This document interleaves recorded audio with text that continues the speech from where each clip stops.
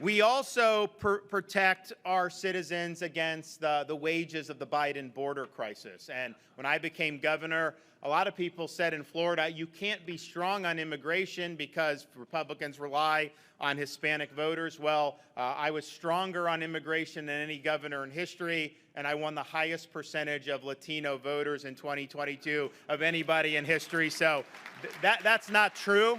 So we've done things like ban sanctuary cities in the state of Florida. We sued Biden and won, and we may end up eliminating his catch and release program as a result.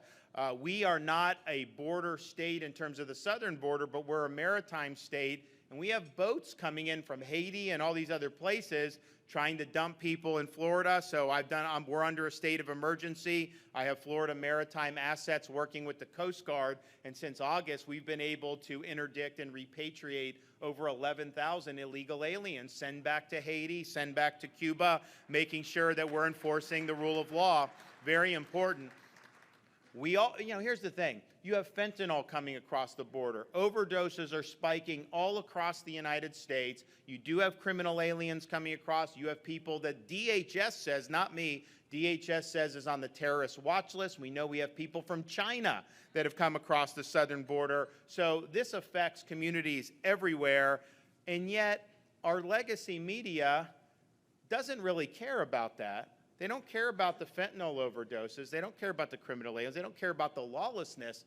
They only seem to care when 50 illegal aliens showed up at beautiful Martha's Vineyard. Then they got really upset about that because it was puncturing their little cocoon. And this was a very wealthy enclave that had advertised itself as being a sanctuary city. Even though these border towns are getting overrun, they advertise 50 was too much for them to bear, so they called out the National Guard and deported them within 24 hours. So these are people, these leftist elites, they want to impose their vision on society, but they don't want to have to suffer the consequences of that vision. They want you to suffer the consequences. They want all of us to suffer. And so I think we really expose that with that issue. But it needs to be taken care of. So in Florida, we're leaning in on it, and we're going to continue to do that. And I think our state is safer as a result.